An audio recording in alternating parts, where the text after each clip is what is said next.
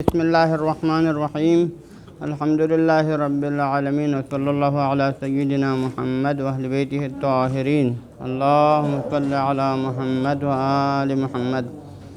اما بعد، اب تک ہماری جو بحث ہیں تجری اور انقیاد میں ہیں، ٹھیک ہے جی۔ تو تجری اور انقیاد کے آخری مسئلے میں ہم نے کہا تھا کہ یہ جو تجری کا استحقاق عقاب ہونا، متجری کا اور منقاد کا استحقاق ثواب ہونا، اس کی وجہ کیا ہے؟ تو آخر میں نقطہ جو فرمایا تھا کہ دیکھو، کسی چیز کے اوپر استحقاق ثواب ہونے اور استحقاق عقاب ہونے، اس کا جو معیار کیا ہے؟ کسی فعل کا مقارب ہونا یا مباعد ہونا ہے۔ جو فعل موجب قرب ہو، اس کے نتیجے میں کیا آ جاتا ہے؟ استحقاق ثواب آ جاتا ہے۔ جو فعل موجب بعد عن المولا ہو، اس کے نتیجے میں کیا آتا ہے؟ استحقاق ذم یا استحقاق عقاب آ جاتا ہے۔ کیوں؟ کیونکہ مولا سے دوری ہونے کے نتیجے میں قیامت کے عقاب اس کا لازمہ ہے۔ مولا سے قرب ہونے کا نتیجے میں کیا ہے؟ استحقاق جو ہے ثواب ہونا یا اس کا لازمہ ہے۔ اب یہاں پر تجری کے مسئلے میں بھی اگرچہ ہم قصد کو غیر اختیاری فرض قرار دیں، ٹھیک ہے، اگرچہ یہ تجری اس کا جو قصد خلاف واقع بھی ہوں، لیکن کیونکہ اس نے جان بوجھ کر مولا کے خلاف جرأت کیا نہیں کیا، مولا کے مخالفت کرنے کا ارادہ کیا، اس ارادے کی وجہ سے یہ گویا یہ فعل کیا ہے؟ یہ مولا سے دوری کا سبب ہے۔ جب مولا سے دوری کا سبب ہے تو اس کے نتیجے میں پھر استحقاق عقاب آ جاتا ہے۔ اب یہاں پر آگے آخر جا کر نتیجہ یہ پہنچتا ہے کہ پھر یہ کیوں، اس کی وجہ کیا ہے؟ اس نے یہ کام کیوں کیا؟ جرأت کیوں کیا؟ جرأت اس لیے کیا ہے کیونکہ اس کی شقاوت قلبی، اس کا خبث باطنی اور اس کو سریرت اس بات کا سبب بن گیا ہے کہ اس نے مولا کے خلاف کیا ہے؟ مخالفت کرنے کا جرأت کیا ہے۔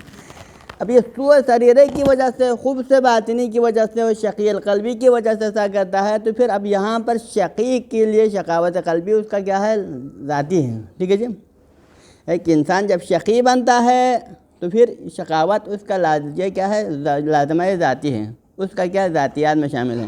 اب یہ ایک چیز کسی کے ذاتیات میں شامل ہونے کے بعد سوال کیا ہوتا ہے؟ پھر اس کے بعد پھر کیوں ہوا سوال نہیں ہوتا ہے، ٹھیک ہے نا۔ ہم سوالات کرتے ہیں لیکن جب سوال کا دائرہ کار جب کہاں پہنچتا ہے؟ کسی چیز کی ذاتی میں پہنچا ہے، ذاتیات میں۔ جیسے انسان کے بارے میں سوال کر دیتے ہیں کہ انسان ناطق ہے، جب انسان ناطق ہونا ثابت ہو جائے تو پھر ناطقیت انسان کا فصل ہے، نہیں ہے، ان کی ذاتی ہے نا۔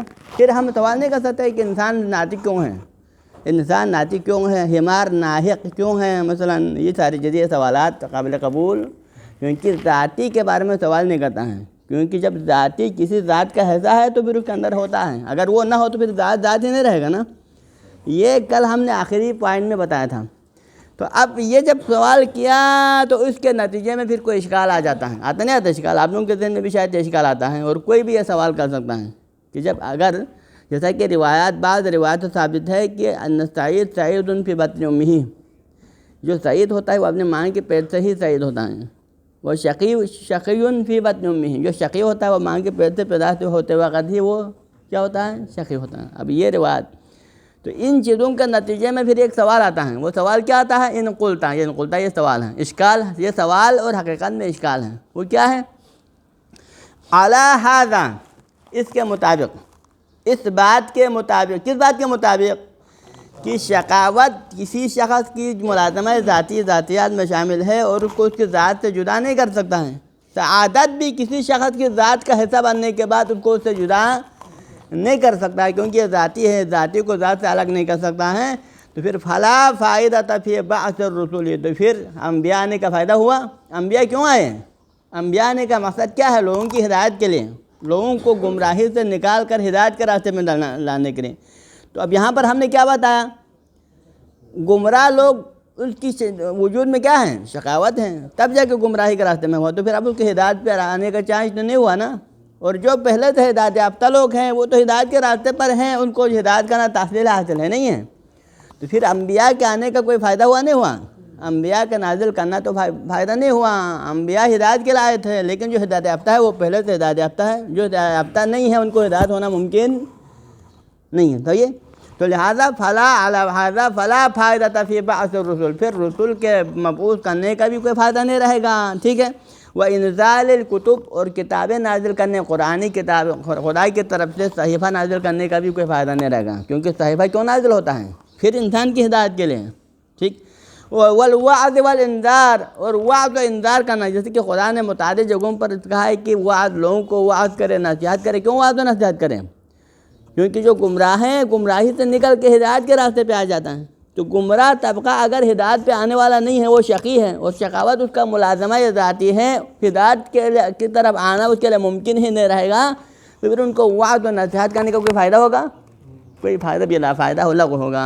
حج، یہ سوال یہاں پر یقیناً لازم آتا ہے، تو اس کا جواب کیا ہونا چاہیے؟ قلت، مصنف اس سوال اور اشکال کا جواب دیتا ہے، قلت ذالک کا اشارہ کس کی طرف ہے؟ بعث الرسل۔ ذالک کا اشارہ کہاں جاتا ہے؟ بعث الرسل و انزال الکتب والوعظ والانذار، اس چار کی طرف جاتا ہے کہ آپ ایسا نہ کہیں۔ ٹھیک ہے، ہم اس بات کے قائل ہیں کہ جو شقی ہے وہ شقی ہوتا ہے، سعید ہے سعید ہوتا ہے، ہدایت والا ہدایت کے راستے پر ہیں، گمراہ شاہ گمراہی کے راستے پر ہیں، لیکن پھر بھی ہم یہ کہہ سکتے ہیں کہ انبیاء آنا بے فائدہ نہیں ہے۔ انبیاء آنے کا فائدہ ہے، وعظ و نصیحت کا بھی فائدہ ہے، انزال الکتب کا فائدہ ہے۔ وہ کیا فائدہ ہے؟ لینتفع بہ، تاکہ یہ چیزیں فائدہ مند ہو جائے کن افراد کے لیے؟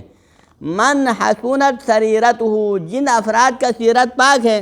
خود قرآن کیا فرماتے ہیں؟ الف لام میم ذالک الکتاب لا ریب فیہ ھدی للمتقین، یعنی جس کتاب میں کوئی شک و شبے کی گنجائش نہیں ہے، یہ کن افراد کی ہدایت کے لایا ہے؟ متقین کی ہدایت کے لایا ہے۔ تو مطلب کیا ہوا؟ غیر متقین کیونکہ ہدایت قبول کرنے والے ہی نہیں ہیں، اگرچہ قرآن کی ہدایت عام ہے نہیں ہے، قرآن کی ہدایت بھی ہوا عام ہے، ہر کسی کو شامل ہیں، لیکن یہاں اشارہ کس بات کی طرف ہے؟ کیونکہ قرآن کی ہدایت لینے والے کون ہیں؟ وہی متقین ہی قرآن کی ہدایت کو قبول کرتے ہیں، تو لہٰذا نتیجے میں جو ہدایت قبول کرے گا وہی ان کے لیے ہوگا نا، جو قبول ہی نہیں کرے ان کے لیے تھوڑا ہوگا۔ ہاں، تو یہاں پر بھی انزال کتب اور بعث الرسل کا فائدہ ہے، کیوں ہے؟ لینتفع بہ من حسنت سریرتہ، ہوتا ہے کہ ان کتابوں کے ذریعے سے، اس خدا کی طرف سے انبیاء کے آنے کے ذریعے سے فائدہ حاصل ہو جائے کن افراد کو؟ من حسنت سریرتہ، جن افراد کی سیرت پاک ہے، جن کے باطن پاک ہیں، ان افراد کو فائدہ ہوگا۔ حسنت سیرتہ وطابت طینتہ، جو پاک طینت کے مالک ہیں، جس کا طینت اور ضمیر گناہوں سے پاک ہے، جس میں شقاوت کا مادہ نہیں ہے، ان افراد کے لیے اس کے ذریعے سے کیا ہو جاتا ہے؟ فائدہ حاصل ہو جاتا ہے۔ فائدہ کیا حاصل ہوتا ہے ان کو؟ بھائی یہ بندہ ہدایت کے راستے پر پہلے سے ہیں، جن کا طینت پاک ہے، حسنت سریرتہ کا مالک ہے، تو پھر فائدہ کیا ہوگا اس کو؟ تو فائدہ یہ ہوگا کہ انسان کے کمال کے لیے کوئی حد تو نہیں ہے نا۔ اگر ایک بندہ ہدایت کے پہلے سیڑھی پر ہے تو کیا وہ ہدایت کے دوسرے سیڑھی پر جا سکتا ہے؟ نہیں جا سکتا ہے۔ انسان کے کمال کے درجے کے لیے کوئی حدود نہیں ہے، بلکہ اس کے جتنا بھی آگے جائے کمال سے کمال کی طرف جاتا ہے۔ تو لہٰذا اب یہ بندہ جو ہے کمال کے نچلے سطح پر ہے، تو انبیاء کے نازل کرنے سے، ان آسمانی کتابوں اور وعظ و انذار کے ذریعے سے کیا ہو سکتا ہے؟ اس کے درجات میں ترقی ہو سکتا نہیں ہو سکتا ہے، اس کے معنوی درجات پہلے سے اضافہ ہوگا، وہ کمال کے پہلے درجے سے دوسرے درجے کی جانب بڑھے گا۔ ٹھیک ہے جی، لِتُکْمِلَ بِهِ نَفْسُهُ تعالیٰ، ہاں جی، لِتُکْمِلَ بِهِ نَفْسُهُ، لِتُکْمِلَ بِهِ نَفْسُهُ، تاکہ اس کے ذریعے سے کیا ہو جائے؟ اس کا نفس مکمل ہو جائے، کمال کی طرف چلا جائے۔ یعنی کمال ایک مطلق تو نہیں ہے نا، کمال مطلق کی ذات خدا ہے، لیکن خدا کے مخلوقات جہاں کی انبیاء و اولیاء ہی کیوں نہ وہ کمال مطلق کے درجے پر نہیں ہیں، کمال مطلق کے درجے پر نہیں ہے، تو پھر کمال کے اندر اس کے مزید کمال کی تو جانے کی صلاحیت نہیں ہے۔ تو یہاں سے ان چیزوں کا فائدہ کیا ہے؟ لِتُکْمِلَ بِهِ نَفْسُهُ، اس پاک طینت افراد کا نفس پہلے سے زیادہ مکمل ہو جائے، پہلے سے زیادہ کمال کی جانب ترقی کریں۔ وَيَخْلُصْ مَعَ رَبِّهِ أُنْسَهُ، اور ساتھ ساتھ کیا ہو جائے؟ اس کے پروردگار سے اس کا انسیت پہلے سے زیادہ خالص ہو جائے۔ وعظ و نصیحت سے کیا ہوتا ہے؟ وہ پہلے سے خدا سے 10 گنا قریب ہوگا۔ پہلے مثال کے طور پر 70 میٹر قریب ہے، تو ابھی 90 میٹر مزید قریب چلا جائے گا۔ ہاں، پہلے سے زیادہ خدا سے تقرب کے منزل پر آ سکتا ہے، اس کا نفس پہلے سے زیادہ خالص ہو سکتا ہے اس کے ذریعے سے۔ اب قرآن پاک میں اس کے بارے میں کیا فرماتے ہیں؟ مہتدی ہدایت یافتہ لوگوں کے قول کو نقل کرتے ہوئے فرماتے ہیں اللہ تعالیٰ اس میں کہ ما کننا لنہتدی، کہ ہم حتماً کبھی بھی ہدایت کے راستے پر نہ آتے۔ کب؟ لولا ان ہدانا اللہ، اگر اللہ تعالیٰ ہماری ہدایت نہ کر دیں۔ اللہ تعالیٰ ہدایت کیسے کرتا ہے؟ ڈائریکٹ اللہ تعالیٰ تو نہیں فرماتا ہے نا، اللہ تعالیٰ یا کتابوں کے ذریعے ہدایت کرتا ہے یا رسولوں کے ذریعے ہدایت کرتا ہے، ٹھیک ہے نا۔ تو یہاں پر ہدایت یافتہ لوگوں کا کہنا کیا ہے؟ ہدایت یافتہ لوگوں کا کہنا یہ ہے کہ ما کننا لنہتدی، ہم ہدایت کے راستے پر نہ ہوتے ہیں کب؟ لولا ان ہدانا اللہ، اگر اللہ تعالیٰ ہماری ہدایت نہ کرتے ان طریقوں سے، وعظ و نصیحت کے ذریعے سے، انزال کتب کے ذریعے سے، تو پھر ہم ہدایت کے راستے پہ نہ آتے ہیں۔ تو لہٰذا اگر وہ ہدایت کے راستے پہ آئے ہیں تو پھر ہدایت کے درجات اگر پا لیتے ہیں تو پھر کس وجہ سے ہیں؟ خدا کی ہدایت کی وجہ سے۔ ہاں جی، ایک اور جگہ پر کیا فرماتے ہیں اللہ تعالیٰ؟ قال اللہ تبارک و تعالیٰ، اللہ تعالیٰ دوسری آیت میں فرماتے ہیں کہ وذکر، تم تذکر کرو، تذکرہ کرو، تذکر کرو، تذکر یعنی یاد دہانی کرو لوگوں کو، مومنین کو۔ تذکر سے مراد وعظ و نصیحت، آپ مومنین کے لیے کیا کریں؟ تذکر دے دیں، ان کو وعظ و نصیحت کریں۔ کیوں؟ فإن الذکریٰ تنفع المؤمنین، کیونکہ تذکر دینے سے مومنین کو فائدہ ہوتا ہے۔ مومنین کو فائدہ کیا؟ وہ پہلے سے زیادہ قرب الہی حاصل کرے گا، پہلے سے زیادہ کمال کی طرف بڑھے گا، پہلے سے زیادہ، اگر پہلے علم نہیں ہے تو علم کی طرف بڑھے گا، اگر پہلے اخلاص کم ہے تو اخلاص زیادہ ہوگا، پہلے اس کے اندر اگر سخاوت مندی کم ہے تو سخاوت مندی میں زیادہ اضافہ ہوگا، اس کے ہر صفات پہلے سے زیادہ بڑھ جائے گا۔ تو لہذا مومنین کو فائدہ دینے کی خاطر ہدایت اور نصیحت کیا جاتا ہے، ٹھیک ہے نا؟ یہ تو ہو گیا کن حوالے سے؟ فائدہ ہے انزال الکتب کا، انزال کتب اور بعث رسول کا فائدہ ہدایت یافتہ لوگوں کے لیے کیا ہے، کس حوالے سے فائدہ ہے؟ ہدایت یافتہ لوگوں کے لیے فائدہ اس حوالے سے ہے کہ وہ پہلے سے زیادہ کمال ہوا۔ اب ان کا فائدہ ایک اور جہت سے بھی ہے، وہ جو برے لوگ ہیں جس کو ہم نے شقی القلب قرار دیا تھا، جو قابل ہدایت تو بالفرض نہیں ہیں، لیکن ان کے حوالے سے بھی ان چیزوں کا فائدہ ہے، انزال کتب و بعث رسول کا فائدہ۔ وہ کیا ہے؟ تاکہ خدا کی طرف سے ان کے اوپر حجت تمام ہو جائیں۔ ہاں جی، ایک بندہ شقی ہے، وہ گمراہی کے راستے پر ہے، اگر اللہ تعالیٰ ہادی سرے سے نہ بھیجے، ان کو اسی حال پہ چھوڑ کے رکھیں اور قیامت کے دن پر عذاب نازل کرے تو کیا کہے گا یہ لوگ؟ پروردگار آپ نے ہمارے لیے ہادی ہی نہ بھیجا، ہدایت کے لیے کوئی وسیلہ آپ نے فراہم ہی نہیں کیا، تو پھر ہم کیسے ہدایت کے راستے پہ ہوتا، کیسے ہم نیک اعمال انجام دیتے ہیں؟ یہ وہ دعویٰ کر سکتے نہیں کہ قیامت کے دن۔ لہذا اس مقصد کے لیے اس دروازے کو روکنے کے اللہ تعالیٰ نے کیا کیا؟ انبیاء اور کتب کو اور وعظ و نصیحت کرنے والوں کو بھیجا، تاکہ ان کی وعظ و نصیحت ملنے کے باوجود بھی یہ لوگ اسی گمراہی کے راستے پر رہے، تو کل قیامت کے دن حجت کون قائم کرے گا؟ اللہ تعالیٰ، کہ میں نے تمہارے لیے ہدایت کا وسیلہ فراہم کیا تھا، پھر بھی تم گمراہ رہے، لہٰذا تمہارے اوپر عذاب نازل ہو جاتا ہے۔ لہٰذا اللہ تعالیٰ بغیر حجت کے عذاب کسی قوم پر بھی نہیں کرتا ہے۔ اگر کسی قوم پر عذاب نازل کرتا ہے تو پہلے اس کے اوپر حجت تمام کرتا ہے، پھر جا کے عذاب نازل کرتا ہے۔ تو لہٰذا کیا ہے؟ وَلِيَكُونَ حُجَّةً، یعنی یہ انزال کتب اور بعث الرسول وغیرہ یہ کیا ہوتا ہے؟ حجت ہوتا ہے۔ کن کے اوپر حجت ہوتا ہے؟ عَلَىٰ مَنْ سَاءَتْ سَرِيرَتُهُ، ان افراد کے اوپر خدا کی طرف سے حجت ہے جن کی طینت پاک نہیں ہیں، جن کی طینت خبیث ہیں۔ ہاں جی، وہ پاک طینت کے مالک نہیں بلکہ سوء سریرت کے مالک ہیں۔ وَخَبُثَتْ طِینَتُهُ، جن کا یعنی وہ خبث باطنی رکھتا ہے، خبث باطنی کے مالک افراد پر حجت تمام کرنے کے لیے اللہ تعالیٰ نے انبیاء وغیرہ کو نازل کیا۔ ہاں جی، تاکہ ان کا منہ بند ہو جائے۔ حجت تمام کرنے کا مطلب کیا ہے؟ ان کا منہ بند ہو جائے، ان کے لیے اشکال کا دروازہ بند ہو جائے، ٹھیک ہے؟ اس کی طرف بھی قرآن کے اندر اشارہ ہے، اس بات کی طرف بھی قرآن کریم میں اشارہ موجود ہے۔ وہ کیا ہے؟ لِيَهْلِكَ مَنْ هَلَكَ عَنْ بَيِّنَةٍ وَيَحْيَىٰ مَنْ حَيَّ عَنْ بَيِّنَةٍ۔ ہم نے ہم نے انبیاء کو نازل کیا، ہم نے آسمانی کتابوں کو نازل کیا، تو یہ کیوں کیا؟ انبیاء اور کتابوں کو نازل اس لیے کیا؟ لِيَهْلِكَ مَنْ هَلَكَ عَنْ بَيِّنَةٍ، کیونکہ جو ہلاک ہو جاتا ہے، ہلاک سے مراد یہاں گمراہی مراد ہے۔ حی اور ہلاک کا اشارہ یہاں پر مراد جسم کا مردہ ہونا اور زندہ ہونا مراد نہیں ہے، بلکہ یہاں حی اور ہلاکت سے مراد ہدایت پانا اور نہ پانا ہے۔ تو لہذا لِيَهْلِكَ مَنْ هَلَكَ عَنْ بَيِّنَةٍ، جو گمراہی کے راستہ پر ہو وہ ہلاک ہو جائے۔ دنیا میں ہلاک سے مراد گمراہی، اور یہی ہلاکت ان کی آخرت کی طرف اشارہ کرے تو اس سے مراد آخرت میں جہنم کا حقدار ہونا، یہ ہلاکت ہے، کیونکہ آخرت میں کوئی گروہ جو ہے جہنم میں جاتا ہے تو یہ ہلاکت ہے، اور آخرت میں اگر کوئی گروہ اگر جنت میں جاتا ہے تو یہ زندگی ہے، کیونکہ حیات ابدی پا لیتا ہے۔ ایک گروہ حیات ابدی پا لیتا ہے جنت میں داخل ہو کر، دوسرا گروہ ہلاکت ابدی پا لیتا ہے جہنم میں جا کر۔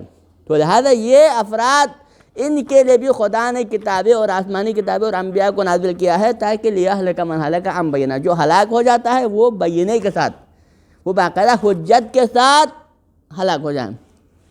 یعنی خدا نے ان کے لیے بینہ قائم کیا تھا، ان کے لیے ذریعہ فراہم کیا تھا، ان کی ہدایت کا بندوبست بھی کیا تھا، لیکن اس کے باوجود بھی ہلاک ہو جائیں۔ وَيَحْيَىٰ مَنْ حَيَّ عَنْ بَيِّنَةٍ، اور جو زندہ ہو جاتا ہے، جو ہدایت کے راستے کو پا لیتا ہے اور قیامت کے دن جنات نعیم کا حقدار ہوتا ہے، وہ بھی بغیر بینہ کا نہ ہو۔ کہ اگر اللہ تعالیٰ کسی کو اگر خدا کے جو ہے قیامت کے دن ثواب دیتا ہے یا قیامت کے کسی درجات سے اس کو نوازتا ہے، اگر بغیر کسی وجہ کے اگر کسی کو ثواب دے، اگر بغیر کسی وجہ کسی کو ہلاک کرے، تو کیا ہے؟ یہ خدا کی عدالت کے خلاف منافی نہیں ہے۔ عدالت الہی کے منافی کہ ایک شخص کو بغیر بینے کے، بغیر کسی وجہ کے اس کو کوئی یہاں درجات سے نوازے یا کسی کو بغیر وجہ کے ہلاک کرے۔ تو لہٰذا اگر کسی کو ہدایت دیتا ہے تو تب بھی اس کے لیے بینہ ہے، اگر کسی کو ثواب دیتا ہے تو اس کے پیچھے بھی بینہ ہے، اگر کسی کو ہلاکت دیتا ہے، ہلاک کرتا ہے یا اس کو عذاب سے نوازتا ہے تو تب بھی خدا کی طرف سے بینے کے ساتھ ہے۔ یعنی بینہ سے مراد یعنی حجت، وہی بینے کا دوسرا نام ہے بینہ یعنی حجت۔ اللہ تعالیٰ حجت کے ساتھ کسی کو عذاب دیتا ہے اور حجت کے ساتھ کسی کو ثواب دیتا ہے۔ حج کہ لا یکون للناس علی اللہ حجت، تاکہ لوگوں کے لیے خدا کے خلاف حجت نہ ہو، کیونکہ اگر خدا ان کے لیے ہدایت کا ذریعہ فراہم نہ کرتے، انبیاء نہ بھیجتے، کتابوں کو نازل نہ کرتے، تو کیا ہوتا؟ لوگوں کے لیے خدا کے خلاف بینہ ہوتا نہیں ہوتا، لوگوں کی طرف سے خدا کے خلاف ان کے اوپر کیا تھا؟ حجت ہونا تھا۔ لیکن جب یہ کیا خدا نے یہ سسٹم کیا تو پھر لوگوں کے لیے خدا کے خلاف کوئی حجت قائم نہیں کر سکتا، حجت کے باقی نہیں رہتا۔ لیکن لا یکون للناس علی اللہ حجت، تاکہ لوگوں کے لیے خدا کے خلاف کوئی حجت باقی نہ رہے، حجت تمام ہو جائے۔ دوسرے الفاظ میں بل کان لہ حجت بالغہ، بلکہ انبیاء کو بھیجنے کے بعد خدا کے پاس حجت ہیں۔ انبیاء اور کتابوں کو نازل کرنے کے بعد حجت کس کے پاس ہیں؟ خدا کے ہاتھ میں حجت ہے کہ خدا اب ان کے خلاف حجت قائم کرتا ہے کہ میں نے تمہارے لیے ہدایت کے ذریعہ فراہم کیا تھا، نبی ہم نے بھیجا تھا، ہم نے رسول بھیجے تھے، ہم نے قرآن نازل کیا تھا، ہم نے ائمہ اطہار کو تمہاری ہدایت کے لیے مبعوث کیا تھا، لیکن اس کے باوجود تم لوگ ہدایت کے راستے پہ نہ آ جائے۔ تو لہٰذا کان لہ حجت بالغہ، خدا کے پاس حجت ہے اور وہ بھی بلیغ ہیں۔ بالغہ یعنی آخری حد تک حجت ہیں، اس حجت میں کوئی کمزوری بھی نہیں ہے۔ ٹھیک ہے نا؟ سمجھ آ رہا ہے نا؟ تو لہٰذا یہ ہوا، اشکال کیا تھا آپ کے ذہن میں کہ جب انسان شقی رہتا ہے اور سعید رہتا ہے تو پھر ہدایت کے لیے انبیاء بھیجنے کا فائدہ کیا ہوا؟ یہ تھا نا سوال۔ تو اس کا جواب کیا ہوا؟ فائدہ ہے، پاک سیرت والوں کے حوالے سے بھی فائدہ ہے اور شقی القلب افراد کے حوالے سے بھی فائدہ ہے۔ پاک سیرت افراد والوں کے حوالے سے فائدہ کیا ہے؟ کیونکہ اس کے نفس مزید تکمیل کے مراحل کی طرف پہنچتا ہے، وہ مزید ترقی کر جاتا ہے، وہ پہلے سے زیادہ خالص ہو جاتا ہے۔ اور بد سیرت افراد کے حوالے سے بھی یہ چیزیں فائدہ مند ہیں، کیونکہ اللہ تعالیٰ اس کے ذریعے سے ان کے خلاف حجت تمام کر لیتا ہے۔ یہ ہے خلاصہ کلام اس بحث کا۔ ٹھیک ہے، اب آتا اگلے، ہم آگے بڑھتے ہیں۔ ولا یخفا، ولا یخفا میں کیا کہنا چاہتے ہیں؟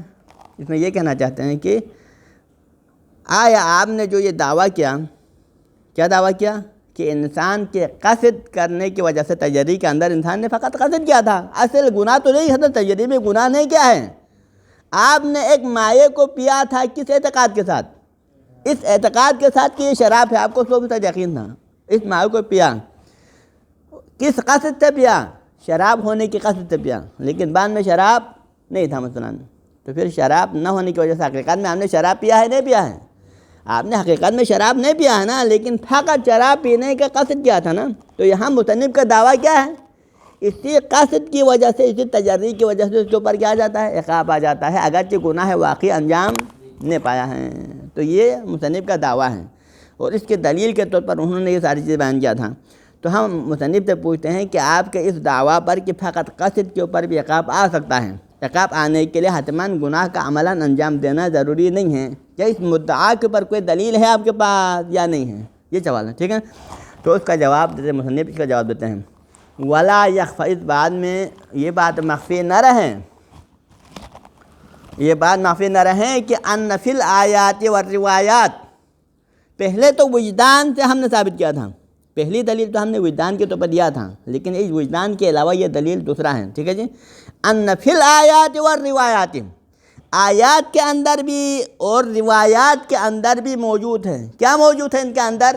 شہادتاً، ان کے اندر گواہی موجود ہے، ان کے بعد تائید موجود ہے، کس بات کے اوپر؟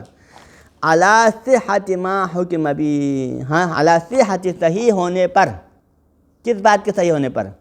ما حکم بہ الوجدان، جس بات کے بارے میں وجدان نے حکم لگایا تھا اسی وجدان کے حکم کے تائید میں آیات قرآنی بھی ہے اور روایت بھی ہے۔ وجدان نے کیا حکم لگایا تھا؟ وجدان نے حکم یہ لگایا تھا کہ تجری کرنے سے بھی انسان مستحق عقاب بن سکتا ہے، انقیاد کرنے سے انسان استحقاق ثواب مستحق ثواب بن سکتا ہے، یہ تھا نا وجدان کا حکم۔ اس حکم کے اوپر ہمارے پاس تائید موجود ہے، آیات میں بھی اور روایت میں بھی۔ ہاں جی، پھر آیات والروایات پھر روایات شہادتاً، آیات الہی اور روایات ائمہ معصومین کے اندر گواہی موجود ہے کس بات کے اوپر؟ علی صحت ما حکم بھی، حکم نہیں حکم بھی الوجدان، جس بات کا حکم کس نے لگایا تھا؟ وجدان نے لگایا تھا۔ کون سے وجدان؟ الحاکم علی الاطلاق فی باب الاستحقاق للعقوبہ والمثوبہ، کیونکہ اصل اولی میں تو حاکم کون ہے؟ استحقاق عقوبہ و منصوبت کے مسئلے میں۔ یعنی یہ علم کلام کا ایک بہت لمبی بحث ہے کہ انسان کب مستحق عقاب بنتا ہے اور کب مستحق ثواب بنتا ہے، یہ ایک بہت بڑا سوال ہے۔ تو اب اس کا معیار کیا ہے؟ کون بندہ مستحق ثواب ہے، کون بندہ مستحق عقاب ہے، اس بات کا معیار اور اس پہچاننے کا جو معیار کیا ہے، اس کا حکم لگانے والا بنیادی حاکم کون ہے؟ تو مصنف پتہ ہے کہ اصل پہلا حاکم تو وجدان ہے۔ استحقاق عقوبہ اور استحقاق مثوبہ کے باب میں کون سا شخص استحقاق عقوبت مستحق عقوبت ہے اور کون سا مستحق مثوبہ ہے، اس بات کا جو حاکم ہے وہ اصل میں کیا ہے؟ وجدان ہے۔ الحاکم علی الاطلاق، وجدان علی الاطلاق حاکم ہے، کہاں پر؟ فی باب الاستحقاق للعقوبۃ والمثوبہ، مثوبت کا استحقاق ہونا اور عقوبت کے استحقاق ہونا نہ ہونے کے اس باب کے اندر جو معیار ہے، اس کو معیار کو پہچاننے والا کون ہے؟ وہ وجدان ہے۔ تو لہٰذا اب اگر آیات اور روایات میں اگر کوئی چیز موجود ہے تو یہ روایات اور آیات کی چیزیں دلیل نقلی ہے جو وجدان کے حکم کے لیے تائید ہیں، ٹھیک ہے؟ اصل حاکم تو وجدان ہے، وجدان نے حکم لگایا کیا؟ کہ متجری بھی مستحق عقاب ہے، وجدان نے حکم لگایا کہ منقاد بھی مستحق عقاب ہے، یہ وجدان کا اصل حکم ہے۔ جو بات ہے قاضی یہاں پر اصل میں جو ہے جج کیا ہے؟ یہاں پر جج اور قاضی حاکم جو وجدان ہے، اس نے حکم لگا دیا، لیکن اس حکم کی تائید میں ہمارے پاس آیات اور روایات موجود ہیں۔ ہاں جی، یعنی ان فی الآیات و روایات شہادتاً علی ما حکم بہ الوجدان، جو وجدان نے حکم لگایا تھا اس کی تائید میں آیات اور روایات وجدان کیا ہے؟ الحاکم علی الاطلاق، وجدان وہ چیز ہے جو کہ علی الاطلاق حاکم ہے، کہاں پر؟ فی باب الاستحقاق للعقوبہ والمثوبہ، استحقاق عقوبت اور استحقاق مثوبہ کو ثابت کرنے کے باب میں، ٹھیک ہے نا؟ اب وہ آیات اور روایات کی طرف تھوڑا اشارہ ہو جائے بہتر ہے، ٹھیک ہے جی، تاکہ مطلب واضح ہو جائے۔ اب آیات کے اندر 3 آیات آپ کے سامنے ذکر کروں کہ جس کے ذریعے سے ثابت ہوتا ہے کہ انسان کے فقط قصد سے بھی، کیونکہ تجری کے مسئلے میں مسئلہ کیا ہے؟ فقط قصد گناہ ہے، خود گناہ نہیں کیا ہے نا، قصد کے ذریعے سے گناہ گار ہوا بندہ۔ اب اس بات کو ہم نے ثابت کرنا آیات سے کہ انسان فقط قصد کرنے سے بھی گناہ گار ہو سکتا ہے، انسان قصد کرنے سے قیامت کے دن اس کے اوپر عقاب آ سکتا ہے، اس کو ہم نے آیات سے ثابت کرنا ہے۔ تو ان میں سے پہلی آیت ہے سورہ بقرہ کی آیت نمبر 284 ہے، ٹھیک ہے؟ اس میں اللہ تعالیٰ کیا فرماتے ہیں؟ ان تبدوا ما فی انفسکم او تخفوہ یحاسبکم بہ اللہ، اگر تم اپنے نفسوں میں جو چیز ظاہر کرتے ہو او تخفوہ، یا تم مخفی رکھتے ہو، یحاسبکم بہ اللہ، تو ظاہر کرنے سے مراد آپ عملاً انجام دیتے ہیں، بعض امور آپ ظاہراً عملاً انجام دیتے ہیں وہ مراد ہے، او تخفوہ جاؤ تو تم مخفی رکھتے ہو، مخفی رکھنے سے کیا مراد ہے؟ عملاً تم انجام تو نہیں دے رہے ہیں لیکن مخفی رکھتے، مخفی کیا رکھتے؟ آپ نے نیت نا، مخفی چیز آپ کی نیت ہے، آپ نے قصد گناہ کیا، آپ نے کسی کو قتل کرنے کا دل میں ارادہ کیا، کسی کے ساتھ نیکی کرنے کا دل میں ارادہ کیا، لیکن ابھی کچھ کیا تو نہیں ہے نا، تو لہٰذا اس کا بھی اللہ تعالیٰ یحاسبکم بہ اللہ، اس چیز کا بھی اللہ تعالیٰ کیا کرے گا؟ محاسبہ کسے کہتے ہیں؟ قیامت کے دن ثواب و عقاب ہوگا نا محاسبہ، کہ اگر تم نیک نیت رکھتے ہو تو پھر اس کا ثواب بھی ملے گا، اگر تم برے نیت کے ساتھ اگر کوئی نیت رکھتا ہے تو اس کا بھی عقاب ملے گا، یہ ہوگا، ٹھیک ہے؟ یہ پہلی آیت۔ دوسری آیت، ان الذین یحبون ان تشیع الفاحشہ فی الدین لہم عذاب علیم، ان الذین یحبون ان تشیع الفاحشہ فی الدین لہم عذاب علیم، یہ سورہ نور کی آیت نمبر 19 ہے۔ حج معنی کیا ہے؟ ان الذین، وہ لوگ، یحبون جو چاہتے ہیں، چاہتے ہیں فقط، کیا نہیں ہے۔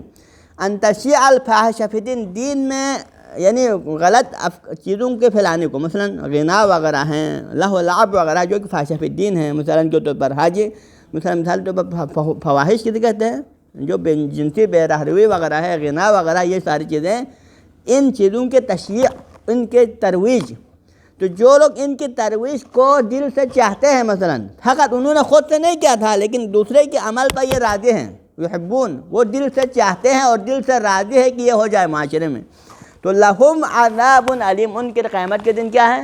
بہت سخت عذاب ہیں، ٹھیک ہے۔ جو تشیع الفاحشہ کا دل سے اس سے محبت رکھتا ہے، اس کو دل سے چاہتا ہے، چاہنا دل سے مربوط ہے نا، وہ قصد سے مربوط ہے، آپ نے عملاً خود تو فاحشہ نہیں کیا ہے نا، لیکن کسی فواحش کو آپ دل سے چاہتا ہے تو پھر آپ کے یہی قصد اور اسے چاہت کی وجہ سے اللہ تعالیٰ قیامت کے دن کو عذاب دے گا۔ تو لہٰذا اس کا مطلب کیا ہوا؟ قصد سے بھی انسان گناہ گار ہو سکتا ہے، قصد سے بھی قیامت کے دن عقاب آ سکتا ہے۔ دوسری آیت، تیسری آیت، لا یؤاخذکم اللہ باللغو فی ایمانکم، اللہ تعالیٰ غلط بار بار قسمیں کھانے سے ہمیں روکتا ہے کہ تم بار بار خدا کے نام سے قسم نہ کھایا کریں، خدا کے نام کو اپنے قسموں کے لیے استعمال نہ کریں۔ تو اس کے حوالے سے اللہ تعالیٰ فرماتے ہیں، یہ کیا سورہ بقرہ کی آیت نمبر 225 ہے تقریباً، اس میں فرماتے ہیں کہ لا یؤاخذکم اللہ باللغو فی ایمانکم، فقط غلط یعنی لغو یعنی بیہودہ قسم کھانے پر اکیلا صرف اسی وجہ سے اللہ تعالیٰ عذاب نہیں کرے گا۔ اللہ تعالیٰ تمہارے اوپر عذاب اس لحاظ سے تو نہیں کرے گا کہ تم نے غلط یعنی فقط بیہودہ قسم کھایا، بل ولیکن یؤاخذکم، لیکن اللہ تعالیٰ تمہارا مواخذہ کرے گا کس بات کا؟ بما کسبت قلوبکم، جو تمہارے دل سے تم نے کسب کیا، یعنی دل میں تم نے جو غلط ارادہ رکھ لیا تھا، تم نے دل میں جو غلط نیت کیا تھا، جو غلط ارادہ کیا تھا، تمہارے دل نے جو بات کسب کیا تھا، اس بات کا تمہیں حتماً اللہ تعالیٰ کیا کرے گا؟ مواخذہ کرے گا۔ بل یؤاخذکم ولیکن یؤاخذکم بما کسبت قلوبکم، ہمارے اصل چاہتے ہیں کہ اللہ تعالیٰ تمہارا مواخذہ کرے گا ان چیزوں کا جو تمہارے دل نے کسب کیا، یعنی تم نے غلط نیت جو کیا تھا اس بات کا حتماً محاسبہ کرے گا۔ سمجھ میں آنے آ رہا ہے؟ تو لہٰذا کیا ثابت ہوا؟ انسان کے قصد پر بھی مواخذہ ہو سکتا ہے۔ یہ 3 آیت۔ اب آتا ہے روایات میں، پہلی روایت اس میں کیا فرماتے ہیں؟ نیت المومن خیر من عملہ و نیت الکافر شر من عملہ، اصول کافی کی جلد نمبر 2 ہے، حدیث نمبر 84 ہے تقریباً، اور یہ وسائل اشیاء کے اندر بھی، اس میں اللہ تعالیٰ یہاں پر معصوم نے کیا فرمایا ہے؟ نیت المومن خیر من عملہ، مومن کی نیت اس کے عمل سے بھی خیر اچھا ہے، ٹھیک ہے نا، و نیت الکافر شر من عملہ، اور کافر کی نیت اس کے عمل سے بھی برا ہے، ٹھیک۔ تو اب یہ آیا کافر کے کفر اور اس کا جو عمل ہے اس پر عقاب ہے یا نہیں ہے؟ کافر کے عمل پر اس کو عقاب ہوگا نہیں ہوگا؟ واضح ہے، یہ تو ثابت شدہ ہے کہ کافر کے عمل پر حتماً اس کو قیامت کی عقاب ہوگا، اور یہ اس کی نیت اس کے عمل سے بدتر ہوا تو کیا ہوا؟ پھر آپ مفہوم اولویت کے یعنی آپ جاری کر سکتے ہیں کہ جب اس کا عمل نہ خیر نہ ہوتے ہوئے اس کے عمل پر کافر پر عقاب آ سکتا ہے تو اس کی نیت پر کیا آ سکتا ہے؟ بدتر کا اولا عقاب آئے گا، کیونکہ نیت تو اس کے عمل سے بدتر ہے۔ اسی طرح مومن، اس کے عمل پر ثواب ہے یا نہیں ہے؟ مومن کے عمل پر ثواب ہے، مومن کے عمل پر جب ثواب ہے تو اس کی نیت پر بدتر کا اولا ثواب ہونا چاہیے، کیونکہ نیت اس کے عمل سے زیادہ بہتر ہے، ٹھیک ہے نا؟ سمجھ آنے آ رہا ہے؟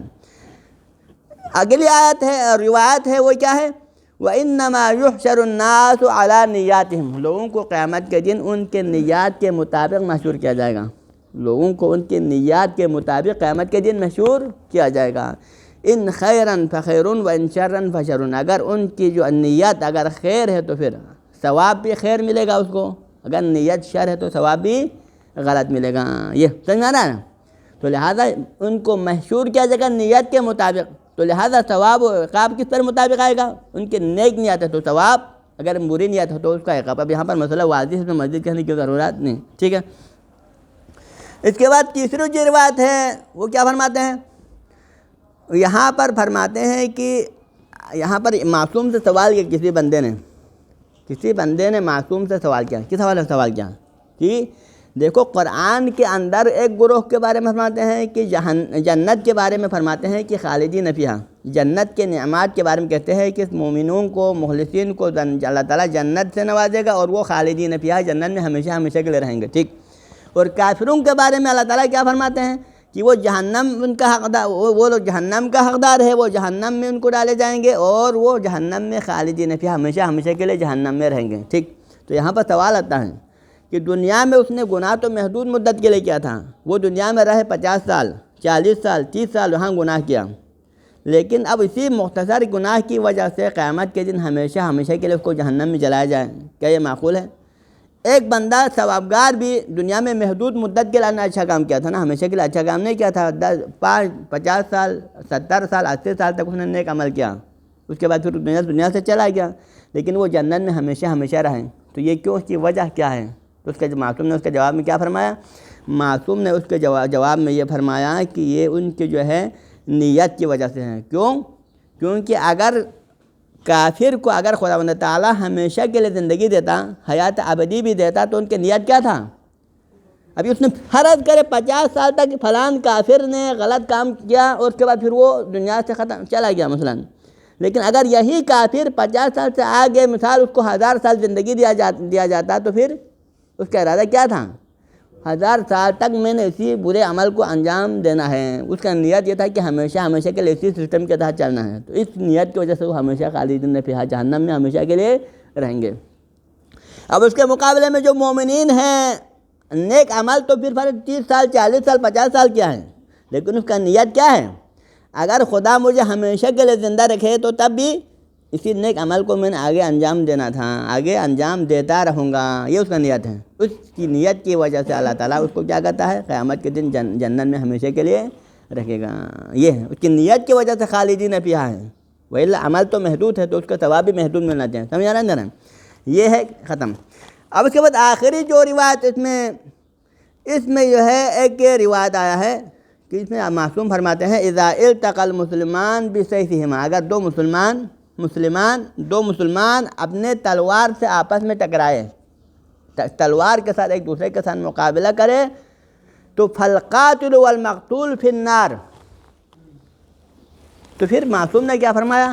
دو مسلمان ہیں، ایک نے دوسرے کو قتل کیا ہے، زید نے بکر کو قتل کیا، دونوں مسلمان ہیں، اب ایک دوسرے کو قتل کرنے کے بعد پھر پیغمبر نے فرمایا کہ یہاں پر کہ معصوم نے فرمایا کہ یہ دونوں کلاہما فی النار، دونوں جہنم میں جائے گا، تو پھر قیلا پوچھا کیا پیغمبر سے، کیونکہ یہ پیغمبر کا فرمان ہے، یہ پیغمبر کا ہے، پیغمبر نے فرمایا تھا کہ دو مسلمان اگر آپ نے تلوار کے ذریعے جنگ کرے اور ایک دوسرے کو قتل کرے تو پھر دونوں جہنم میں ہیں، تو فقیلا پوچھا کیا یا رسول اللہ ھذا القاتل، اے اللہ کے رسول بات سمجھ میں آیا، قاتل کے لیے درست ہے، کیونکہ وہ تو قاتل ہے تو قتل کیا، اس کے قتل کی وجہ سے وہ جہنم میں جائے گا، فما بال المقتول، لیکن اس مقتول کا کیا گناہ ہے کہ اس کو قتل بھی کیا جائے اور وہ اس کو جہنم میں بھی داخل کیا جائے، اس کی کیا گناہ ہے، کیوں اس کو جہنم میں داخل کیا جاتا ہے؟ تو اس کا جواب کیا ہے؟